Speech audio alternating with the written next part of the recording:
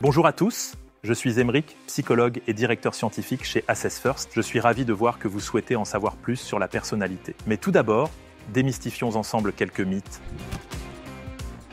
Le mythe selon lequel nous ne savons pas comment mesurer la personnalité n'est pas étayé par la recherche en psychologie. Le modèle des Big Five, axé sur la stabilité émotionnelle, l'extraversion, l'agréabilité, la conscienciosité et l'ouverture, est largement reconnu pour son efficacité dans l'évaluation et l'explication des différences individuelles. Ces traits sont essentiels pour définir la personnalité d'une personne et la distinguer des autres, et toutes les évaluations de la personnalité peuvent être réorganisées autour de ces 5 dimensions majeures. En d'autres termes, toutes les différences individuelles de comportement, de sentiment et de mode de pensée peuvent être résumées par ces 5 traits.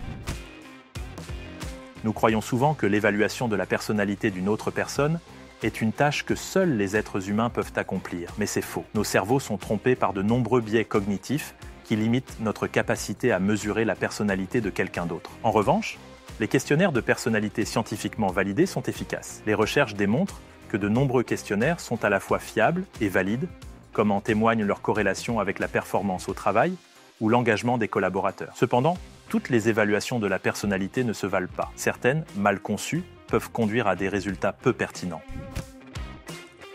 En réalité, c'est assez simple. Le questionnaire doit être valide et fiable. La validité concerne le fait de savoir si le questionnaire mesure réellement ce qu'il est censé mesurer. Ainsi, un questionnaire avec une grande validité mesurera efficacement la personnalité. Aussi, un questionnaire doit être fiable pour être utilisé. Une évaluation valide mais non fiable indiquerait que le questionnaire mesure ce qu'il doit mesurer, mais que les scores sont incohérents ou changent dans le temps. En revanche, un questionnaire valide et fiable garantit que l'évaluation mesure de manière constante ce qu'elle est censée mesurer.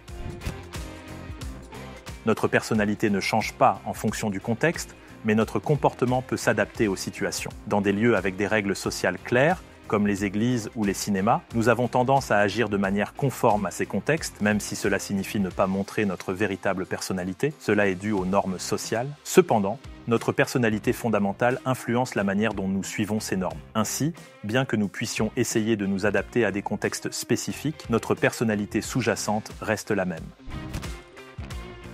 Ce mythe est complètement faux. La personnalité a beaucoup à voir avec la manière dont quelqu'un va réussir et être performant dans son travail. Par exemple, une personne très extravertie est beaucoup plus susceptible d'être efficace dans les tâches nécessitant de travailler avec d'autres. Les recherches ont ainsi régulièrement montré que les facettes des Big Five sont prédictives de la performance au travail et encore davantage lorsqu'elles sont contextualisées en fonction des exigences et des besoins du poste. J'espère avoir pu vous aider à y voir plus clair sur les questionnaires de personnalité. Ne ratez pas notre prochaine vidéo pour en découvrir davantage sur les questionnaires psychométriques.